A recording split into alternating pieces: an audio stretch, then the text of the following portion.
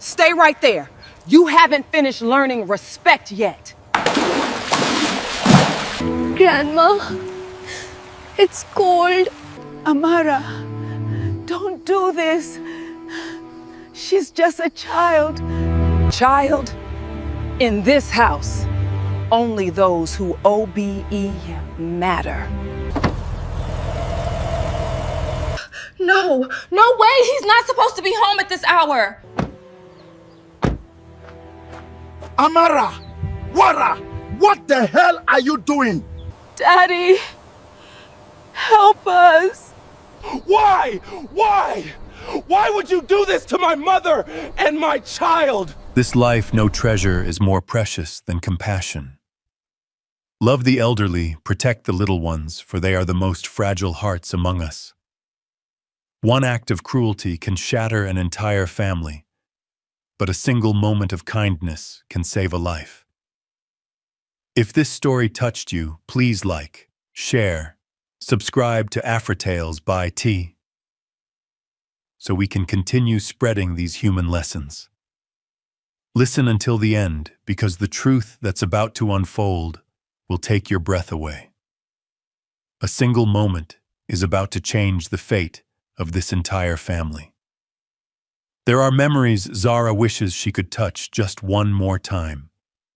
When she was 4, her mother spun her around the courtyard of their old home, her tiny feet bouncing with each step, her dress twirling into a circle of happiness. The afternoon sun painted both their faces gold, and Mama Bisi sat by the doorway, smiling with her whole heart every time Zara burst out laughing. On summer afternoons, the gentle spice of jollof drifted from the kitchen. In the evenings, her mother held her close, singing old Yoruba lullabies, songs about mothers, about peace, about a home that would never close its doors to a growing child. Back then, Zara believed the world was a kind place. She believed that if she fell, 2 arms would always lift her up. She believed that nighttime always smelled like her mother's hair. But everything stopped when she turned 7. On a heavy rainy evening, Zara stood under a black umbrella, clutching tightly onto Mama Bisi's skirt as her mother's small coffin was lowered into the ground. She didn't fully understand death. She only knew that from that day on her mother would no longer sing, no longer cook jollof, no longer laugh when she danced. Her mother took half of Zara's heart with her into the earth. A year later, her father remarried. And from the moment Amara walked through the mansion door, with a smile sharp as a blade, Zara felt something colder than that rainy day. A chill that seeped into every room, every meal, every quiet sentence. At first, it was just a feeling like a long shadow behind her. But it grew. Amara wasn't like her mother. She wasn't like any woman Zara had ever known. She was beautiful, glamorous, impeccably dressed, walking like a Lagos queen. But beneath the polished exterior, she looked at Zara the way someone looks at an old, useless object. And Mama Bisi, gentle, patient, the keeper of the home, only needed to drop a cup for Amara to glare at her, as if she'd committed a crime. Amara didn't need to say a word. Her eyes said enough. This house doesn't want you. It started with subtle comments. Children shouldn't sit on white sofas. Don't bring cooking smells into the living room. Don't turn on the TV when I'm resting. Then came the invisible walls closing in around Zara. She couldn't call her father when he traveled. She couldn't sit at the table if Amara had guests. She wasn't allowed to mention her real mother. The more she missed her mother, the smaller the space between safety and fear became. Mama Bisi saw everything with old eyes that still saw more clearly than anyone. She saw Zara smile less, saw her quietly wipe tears in the corner of the kitchen, saw the wounds that left no bruises, but cut deeper than any bruise ever could. She tried to protect Zara with everything she had left, with meals, with lullabies, with warm arms that tried to fill a mother's absence. But some days she would look at Amara and know a storm was coming. Amara carried the traits of someone who had known hunger, humiliation, and deep insecurity, a fierce ambition, a need to control, and a terror of being replaced. And in her eyes, Zara and Mama Bisi, the two weakest souls in the mansion, were the thorns she wanted to tear out the most. Amara never said it out loud, but the truth was, those two, the old woman and the child, made her feel smaller than anyone who had ever hurt her. Mama Bisi, full of wrinkles, full of the scars of time, smelling faintly of cheap soap, was like a mirror reflecting the childhood Amara had tried to bury, lock away, and throw the key into the ocean. She had grown up in the alleys of Ajagunle, where drainage water mixed with rain, where people fought over a small bag of rice, where her mother washed clothes for strangers until her fingernails peeled off. Amara hated poverty, hated the way people looked at her and decided her worth in a single second. And now, in this wide white mansion, with tall glass doors and a gate that opened as softly as a breath, the presence of Mama Bisi made her feel like she had never truly escaped where she came from. And Zara, that child, carried a face that was half familiar, half foreign. Those deep Lagos night eyes, but they weren't hers. They belonged to the woman who came before her. The first wife Chijioke had loved with his whole heart, the woman who, even buried deep in the earth, still lived in every corner of this home. All Zara had to do was sit quietly in a corner, hugging her little pillow, whispering memories about her mother, and Amara's heart tightened, pulled apart by an invisible wire. Not because she hated children, but because Zara reminded her painfully she was not the child's mother. She was not the first love. She was not the woman Chijioke chose freely. She was the one who came after. The second choice. The replacement for a void she could never truly fill. The bitterness started with little things. When Mama Bisi placed a silver spoon in the wrong drawer, Amara scoffed. "Don't touch European things. Your hands are used to plastic." When Zara spilled a glass of water, Amara said coldly, "Poor kids are always clumsy." Each sentence was a needle. Each day another cut. And those cuts slowly made Amara feel stronger, taller, more in control of the house she wanted to claim as completely hers. Whenever Chijioke traveled for work, the shift in the house was unmistakable. Mama Bisi became quieter. Zara became wary. Amara became free. And in those days, the darkness inside her grew not through shouting, but through small rules, whispered controls. "You don't need to keep cash. It's dangerous. I'll manage it." Zara shouldn't go outside. Kids like her need to stay home and learn manners. "Don't call your father. He has real work, he's not your babysitter."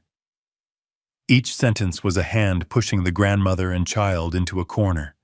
Each action another loop tightening around them. Amara didn't hit. She didn't slap. She never yelled. She suffocated them with gentle, quiet rules, the most dangerous kind of cruelty. Cruelty born from old wounds. Cruelty born from fear of losing power again. On long nights when the whole house slept, Amara stood in the dark of the master bedroom, staring down at the empty courtyard. Under the warm yellow lights, the old woman and the skinny child rose in her memory, like two shadows refusing to disappear. One shadow reminded her she had once been poor. The other reminded her she was second. And in that silence, Amara made a decision never spoken but deeply rooted. Those two shadows had to leave this house, one way or another. With Mama Bisi, she wanted her sent back to the village. She belongs there. Amara often thought, near the old church, near mud houses, far from me, far from Chijioke. With Zara, she wanted her shipped off to a faraway boarding school. A boarding school child can't hug her father every night, can't sit with her grandmother, can't stand in the way of a marriage. And the mansion, Amara wanted it clean. Truly clean, free of cheap soap, free of old woman prayers, free of small, hurried footsteps, free of every memory of the first wife. She wanted control over the wealth, the lifestyle, the reputation, and the man's heart. She wanted the spotlight to fall only on her, not dimmed by the presence of the other two. That quiet hatred, rooted like a poisonous vine, grew inside her every day. No one saw it. No one heard it. No one knew how strong it had become. Not until the day when the Lagos sun scorched the mansion courtyard, the fateful noon when that hatred finally crawled out into the light. And it did so through an act that day, and for the rest of her life Zara would never forget. That morning began with an unusual silence. Chijioke hurried down the stairs with his suitcase crisp white shirt pressed flat, the faint scent of expensive cologne trailing behind him. Zara stood at the bottom step, clutching her worn-out teddy bear, watching every move her father made. Mama Bisi, slightly bent at the waist, rested her hand on the wooden railing, giving advice while hiding worry deep in her eyes. "I'll only be gone for 2 days," Chijioke said. He leaned down, kissed his mother's forehead, then bent again to kiss Zara's hair. "Be good. Listen to Grandma and listen to Amara." He paused a moment at that last name as if he himself could hear the metallic edge in it, but he didn't allow the thought to linger. Work awaited. His phone buzzed. The driver was already outside. The front doors closed behind him. The sound of the SUV engine faded. For a few seconds, the entire house felt like it had fallen into a vacuum. Then Amara's heels clicked across the marble floor, slicing through the quiet. She stood in the center of the foyer, still wearing the same body-hugging dress she had worn to see her husband off, but the expression on her face was no longer the one from a few minutes earlier. The gentle smile was gone, replaced by cold sharpness. "Zara," she said softly, the edge in her voice barely hidden. "Come here." Zara walked slowly, eyes lowered. "Yes. You used your father's card to buy books online last week, didn't you?" Amara twirled the secondary card between her fingers, the metallic edge catching sunlight from the window. Zara stiffened. I only bought school books." "No one asked whether you were studying?" Amara cut in. "From now on, I'll keep this card. If Mama Bisi wants to buy anything, she'll also come to me." "Understood." Zara pressed her lips together. From the kitchen doorway, Mama Bisi watched with tired eyes that seemed to gather one more wrinkle. "There's no need for Mama to hold cash." Amara continued, her tone as casual as if she were commenting on the weather. "She's old, what if she drops it? And these days, people like her get taken advantage of." Each word fell like a pebble into Mama Bisi's heart. But she stayed silent. She was used to swallowing the words she wanted to say. By noon, the Lagos sun hammered down on the roof like a blacksmith's tool. The air outside shimmered. The sky was blindingly white. Zara usually stayed inside the cool rooms at this hour, but today Amara called her downstairs.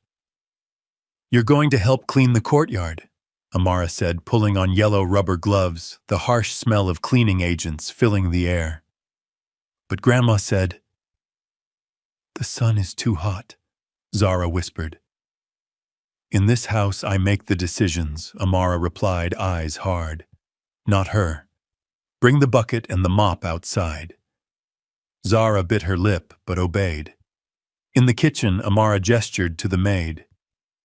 "Pour the floor cleaner dish soap and leftover oily water into this bucket. Don't change it." The maid hesitated for a second, but reassured herself Madame probably needed it for the drains, then did as told.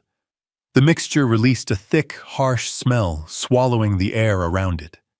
Amara looked at the bucket for a moment, the corner of her mouth lifting. Fitting, she thought. Zara knelt beside the flower bed, wiping stains on the tiles. Sweat streamed down her back, her shirt clinging to her skin. Every time her small hand touched the burning ground, she flinched. From the doorway, Mama Bisi could handle no more. "Amara," she said softly, trying to keep her voice gentle, "let the child rest. This heat, don't interfere," Amara replied without turning. "You worked in the sun back then, didn't you? Why should she be any different? But she's weaker. She's not used to. Because you baby her." Amara snapped, spinning around. "You and your constant grandma this, grandma that. She never sees me as someone in this house." Mama Bisi fell silent. It was one of the rare times Amara came close to speaking her real feelings. She felt like an outsider. But instead of healing that wound, she used it as a reason to inflict more wounds. Zara looked up, her face flushed, hair soaked with sweat. "Can I rest for a moment, Ma?" she asked, using the title Amara forced her to say, a title that fit her like a shoe, 2 sizes too tight. "My feet hurt. They're burning." "Get up straight," Amara ordered without a second of hesitation. "If you don't respect me, you'll learn under the sun." I didn't disrespect." Zara tried to explain, tears glimmering. "I only—" Talking back. Amara stepped forward, her shadow falling over the child. "Stand still. Kneel under the sun and learn how to behave." Mama Bisi moved closer, gripping a wooden chair for support. "Amara, you're going too far." "Too far," Amara laughed under her breath. "Too far is when you two think you can act like you own this house, talking to the driver, calling him behind my back, complaining about me, without asking my permission. Today I'm only reminding everyone of their place." For a moment the two women's eyes met. One carried deep, festering anger. The other carried the exhaustion of someone who had lived long enough to see how these battles end. "He wouldn't agree to this," Mama Bisi whispered. "If he knew, my son would be heartbroken." Amara heard the words, "my son," like someone pressing on an old bruise. "He isn't only your son," Amara hissed. "He's my husband." The statement wasn't just ownership, it was a fortress she desperately clung to. She turned sharply and walked toward the bucket. Zara watched each of her steps, a familiar feeling rising in her chest, the same feeling she felt the day her mother's coffin was lowered. Helplessness pulling her downward, the ground losing its solidity. She remembered her mother's words, "If one day you're scared, stand behind Grandma. She'll protect you." Now she was standing behind Grandma indeed. But the sun still burned, the tiles still scorched, and in front of them, the woman named Amara was lifting a bucket of dirty water. As Amara's hand closed around the handle, a hot gust swept across the courtyard, carrying the smell of grease and chemicals. That afternoon, the Lagos sky was perfectly clear. No one knew that in the heart of a white mansion, an ordinary day for a wealthy family was quietly turning into the day darkness took the throne. And Amara's resentment, fed by poverty, by shame, by the hunger to feel above others, was finally spilling over, dragging an old woman and a young girl into its path. The hot air rising from the courtyard curled upward, like the breath of a wild beast. Zara knelt in the middle of the yard, her tiny shoulders trembling, her breathing sharp and choked. The Lagos sun felt as if it were hanging directly above her, making every vein beneath her skin feel ready to burst. Amara stood a few steps away, holding the heavy bucket filled with murky liquid. She tilted her head slightly, observing the grandmother and child, the same way someone might study 2 small animals that had misbehaved. There was no explosive anger in her eyes, only a deliberate coldness, as if she had imagined this moment for a very long time. Despite the blood trickling from her knees, Mama Bisi struggled to stand and shield her granddaughter. "Zara, come here," she whispered. her voice shaking but still steady. Zara scrambled to her grandmother's side, wrapping her tiny arms around the woman's leg as if clinging to the last thread of safety she had left. Amara scoffed softly, as if the sight only irritated her further. "Of course," she said with a sneer. "Hide behind the old woman, just like always." Mama Bisi lifted her head, her tired eyes still bright. "Amara, you don't have to do this. We've never harmed you." Harm? Amara laughed hollowly. "Every time I look at the two of you, I'm reminded of exactly where I stand in this house. And I'm tired of it." Tired, the old woman's voice was small but firm. "You don't need to dump that bucket to feel like you matter." For a brief second, something flickered in Amara's eyes. A flash of emotion, maybe hurt, maybe rage, maybe an old memory someone had accidentally brushed against. But it vanished as quickly as it appeared. She lifted the bucket. "Just a little lesson," Amara said slowly, "to remind you both where you belong." Mama Bisi spread her arms wide, shielding Zara like she was shielding the last piece of her own soul. "Amara, stop!" she cried, but her breath was weaker than the sun pounding down on the courtyard.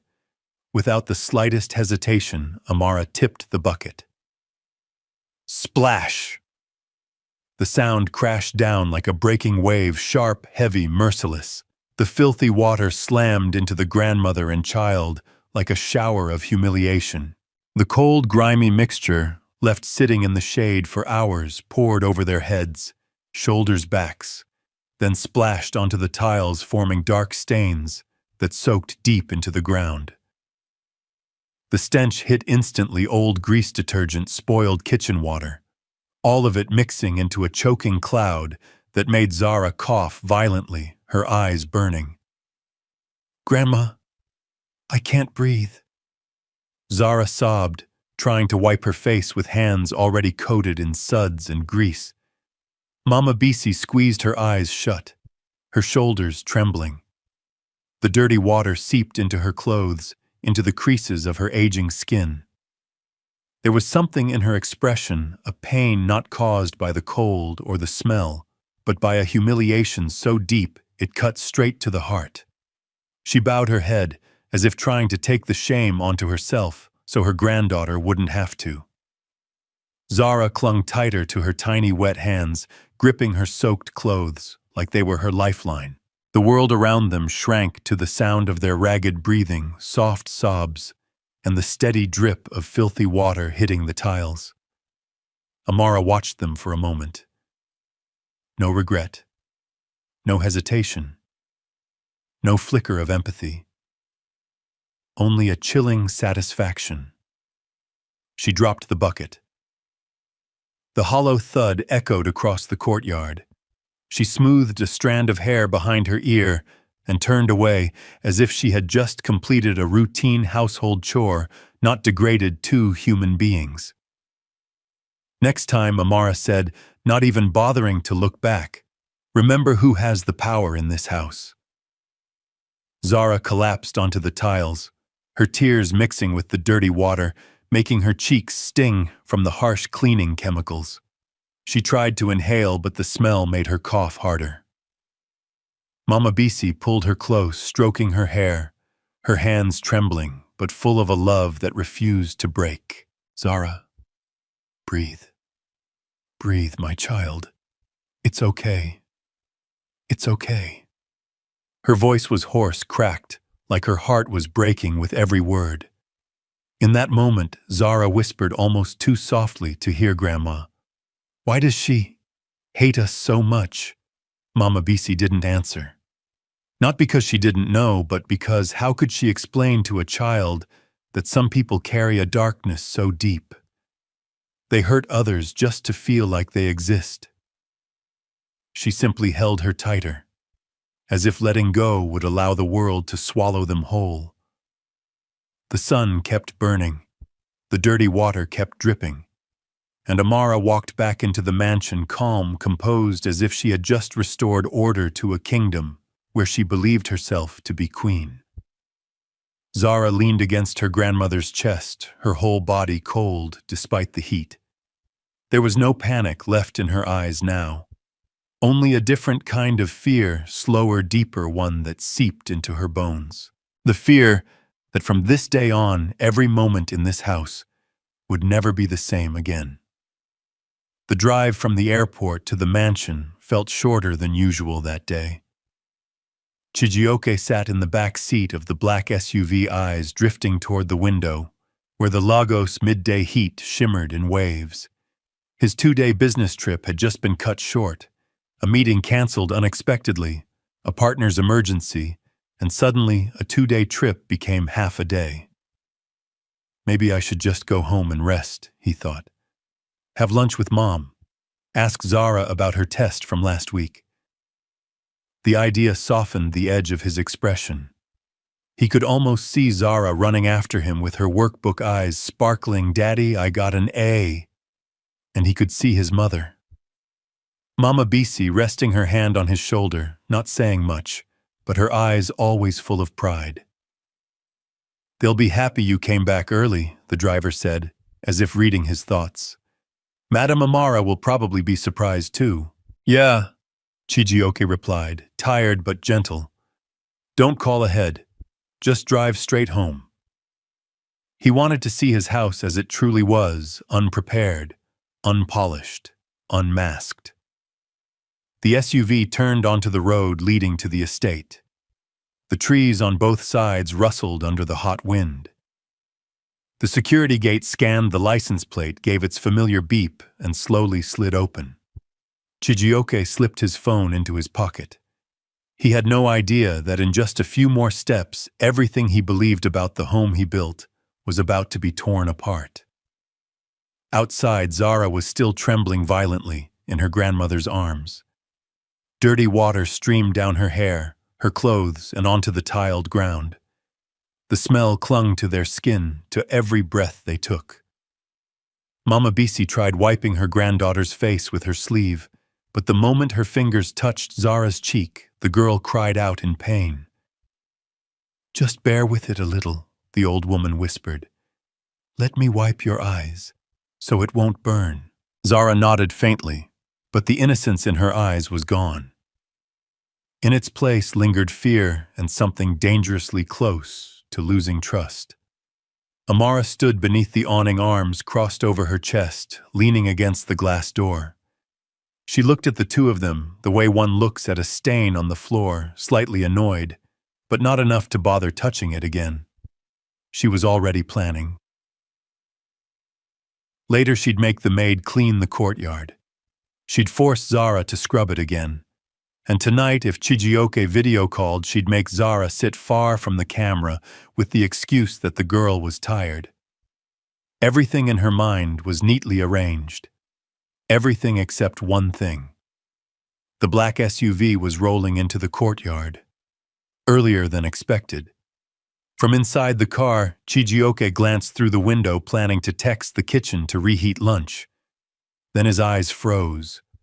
In the middle of the courtyard were two collapsed figures, one old, one small, their clothes drenched, stained black, hair matted to their skin, clinging to each other like people who had just been swept ashore after a flood.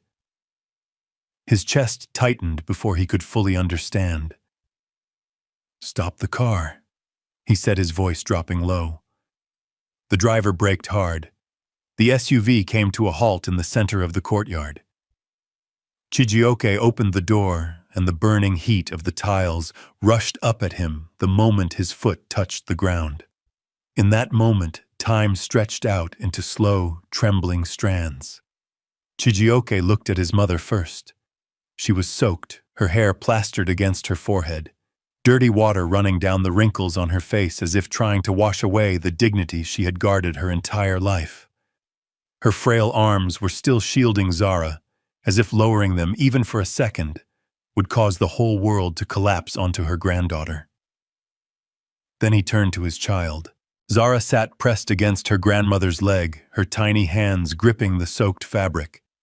Her tears mixed with the filthy water streaking down her cheeks, leaving pale trails amid the dark stains. Her shirt clung to her skin, her lips trembling. Her eyes, both relieved and terrified, looked at her father as if he were the only lifeline in a violent tide. Then he looked at Amara. She stood stiffly under the veranda, the sunlight reflecting off the glass behind her, stretching her shadow long across the tiles.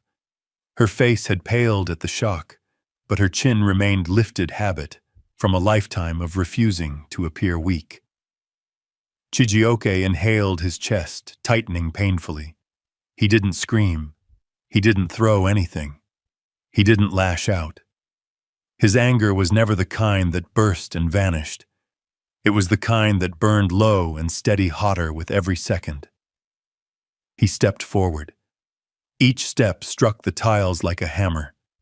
Each step tightened an invisible rope around Amara's chest. Amara, he said, his voice dropping into something cold and honed like steel.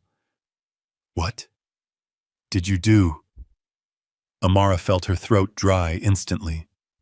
The explanations she had rehearsed from the moment she heard the car enter the gate, every word she had prepared, suddenly vanished.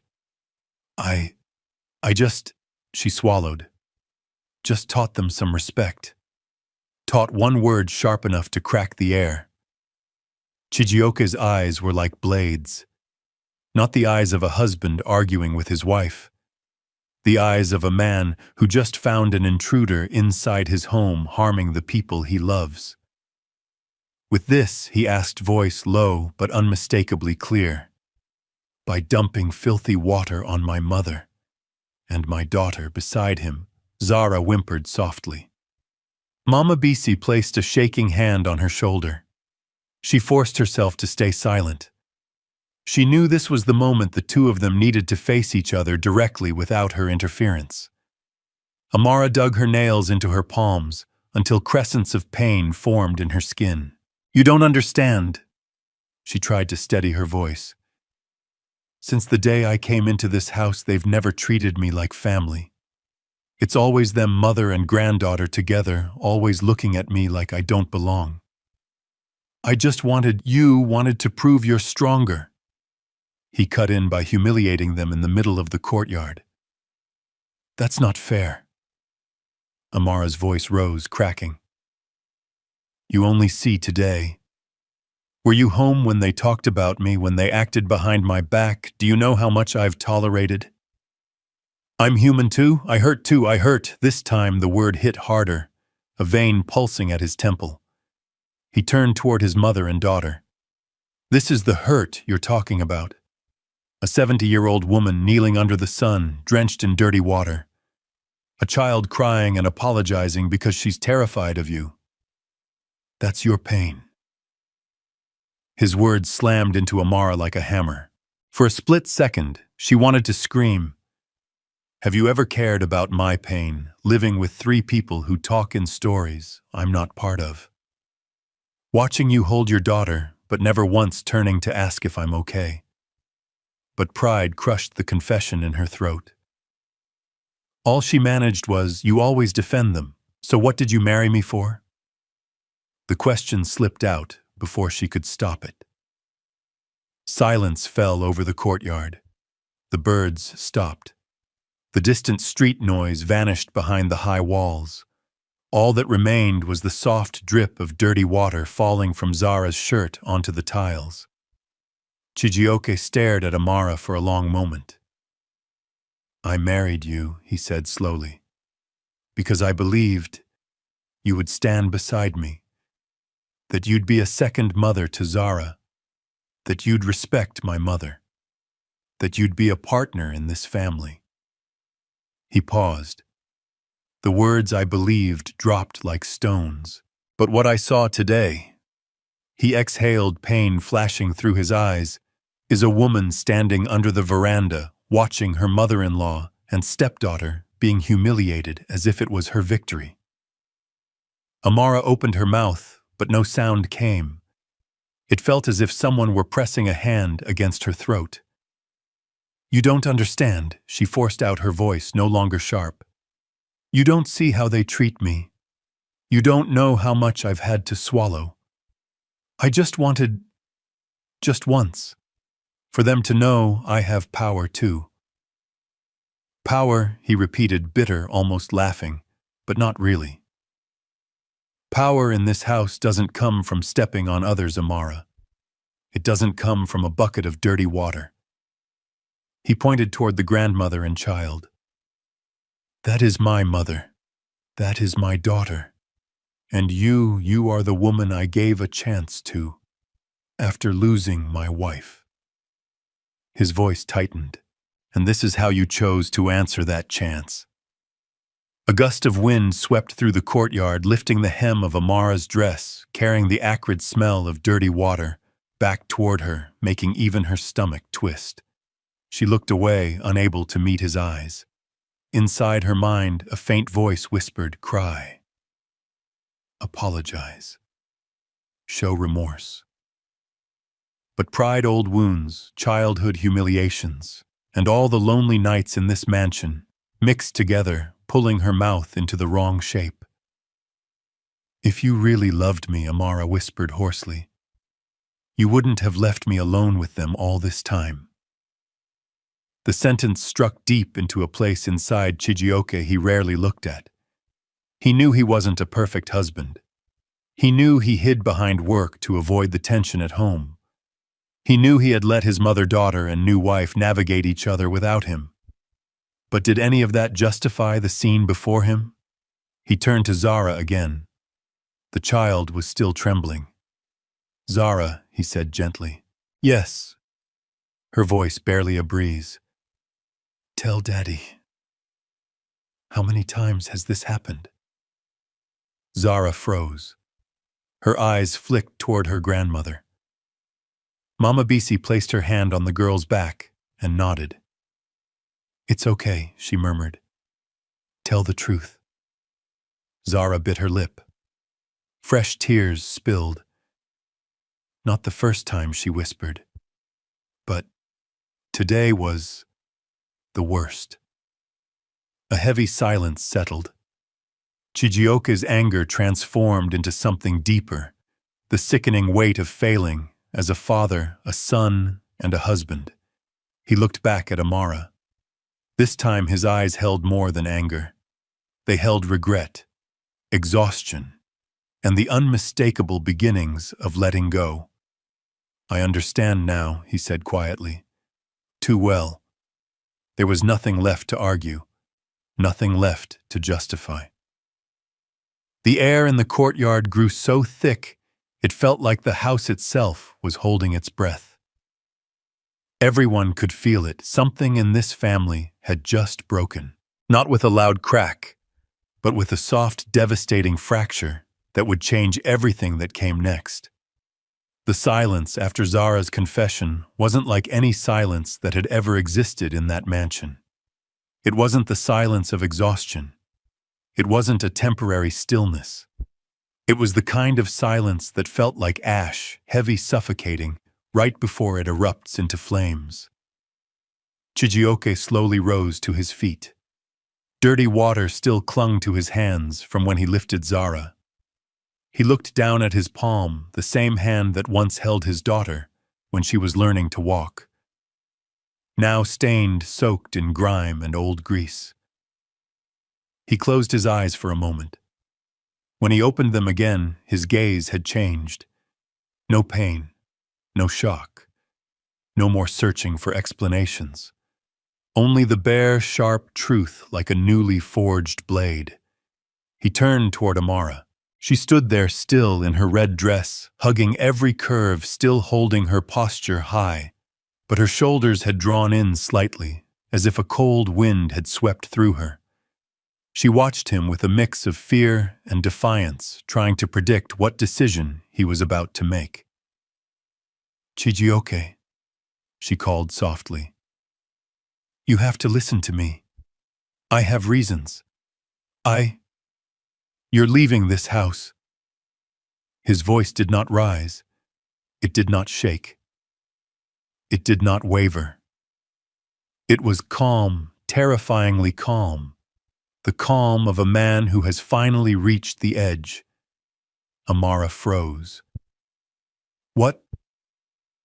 What did you say? You're leaving this house, he repeated. Today. It hit her like a punch to the chest. You can't do that, she cried, the sound cracking. I'm your wife. I'm the woman you chose. You can't just throw me out because of them. No. Just one word, but sharp enough to slice the air in half. The moment you laid a hand on my mother and my child, he stepped forward, his eyes sharper than any wound on Mama Bisi's body. You stopped being anything at all. Amara stumbled back. She searched his face for something, anything. Regret. Softness. A trace of the man who once held her. But all she found was a door closing forever. You forget everything, she choked out. You forget the night you begged me not to leave. You forget when you said you needed me when you held me, Chijioke. You forgot all that. No, he replied.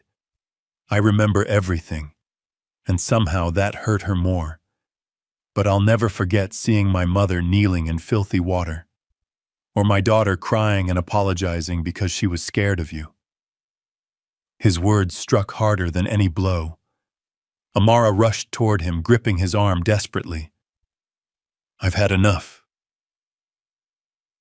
You don't know how lonely I've been in this house. You don't know. He pulled his arm away, gentle but final. You chose to handle your loneliness by hurting others. No one in this home is responsible for the pain you brought from your past. A moment later, he turned his head. Emeka. A guard ran in from the gate. Sir, take Madame back to her old apartment. Collect the keys. Cancel her secondary credit card. Bring her luggage to the front. Amara went still. You're insane. My mother and my daughter nearly lost their breath under your hands, Chijioke said quietly. Each word tightened like wire. If I'm insane, I've been insane since the moment I saw that. The guard stepped toward her. Madame, please. She yanked her arm away. I'm not done, she screamed, her voice shattering across the courtyard. This house will never be at peace without me. Zara trembled in Mama Bisi's arms. The old woman pulled her closer, as if shielding her from one last poisoned arrow. Amara looked around at Chijioke, at his mother, at the child she never accepted. Then she laughed, a broken sound mixed with pain and hatred. You think they'll love you forever? You think their love is real? One day, you'll learn you're only wanted when people need you. But Chijioke didn't respond. He simply turned away, lifted Zara into his arms. The girl buried her face into his shoulder, sobbing. Mama Bisi stood beside them, exhausted, but still holding her head high, a mother who had never bowed to cruelty. The guard approached Amara again. Madam, please. This time Amara didn't resist. She stepped back, then another step, her eyes never leaving the back of the man she once called her husband. You'll regret this, she whispered. I swear, you'll regret it. But no one heard clearly. No one answered. No one turned to look at her one last time. The mansion doors opened. She was led out carrying the stench of dirty water, the weight of her cruelty, and all the words no one wanted to hear anymore. When the door slammed shut behind her, the sound was final. Not just the end of a marriage, but the end of everything Amara had tried to build with her ambitious, grasping hands. And in the courtyard, where the sun still burned, where the grandmother and child still trembled, a family that seemed broken beyond repair, finally had the chance to breathe again. The house was so quiet, you could hear the second hand ticking on the wall clock. The living room, wide white, cooled by air conditioning, felt like the opposite world from the scorching courtyard outside. But on the sofa, Zara was still curled up, as if the sun were still burning her small shoulders, trembling every few breaths, each sob stifled but impossible to contain. Mama Bisi sat close beside her, pulling the girl into her embrace. She was still shaking, not from the cold, but from the shock and humiliation that hadn't yet faded.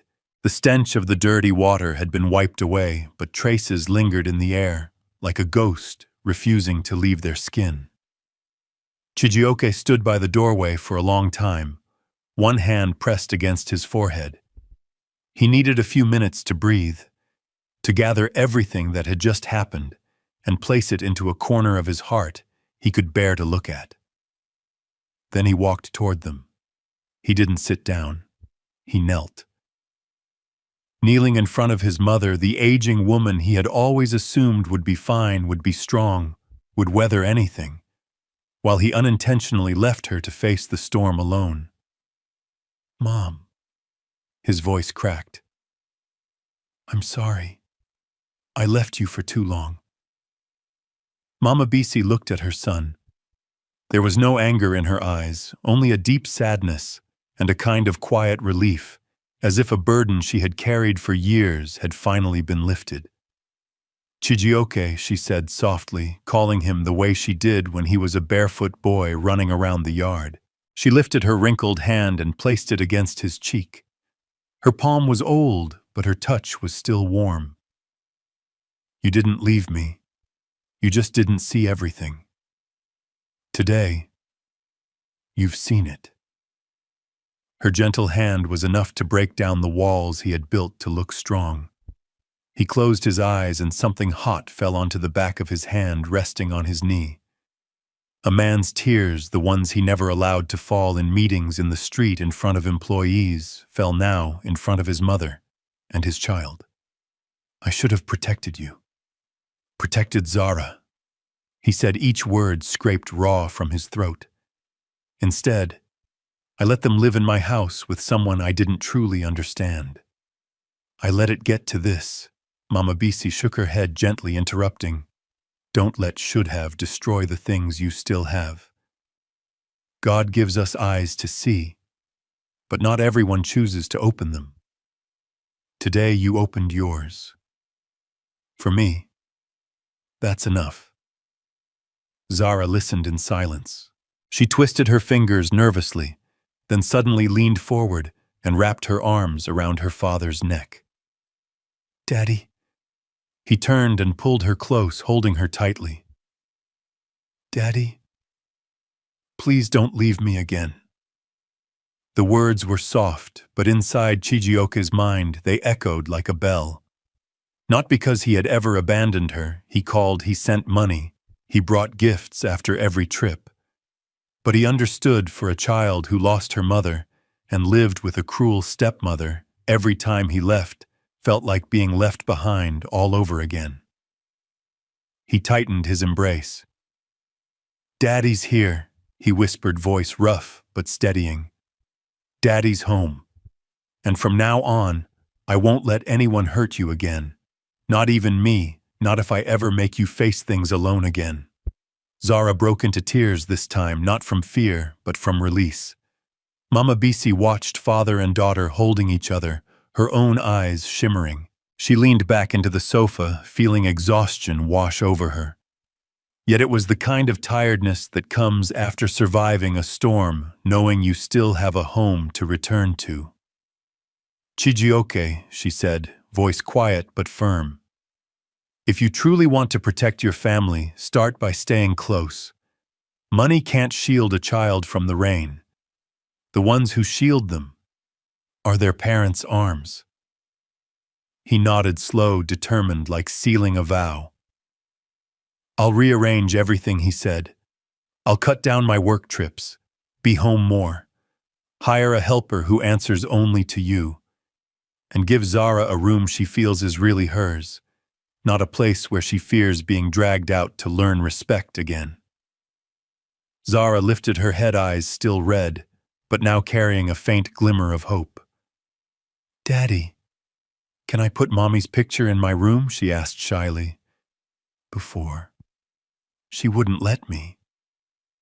Even unfinished, the sentence made the air heavier. Chijioke met his daughter's eyes. "You never need anyone's permission to remember your mother," he said. This house has room for everyone. For Grandma, for you, for your mother, and for every beautiful memory you want to keep. This is our home, not someone else's stage. Mama Bisi smiled, a small smile warm and deep like a hearth rekindled after a long, violent storm. Outside, the sun was lowering.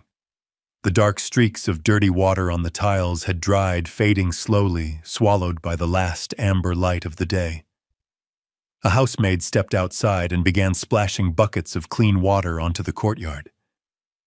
No one told her to, but everyone understood the courtyard needed washing. Not just the tiles, but the memory of a horrific day the family would never want to relive, yet should never forget.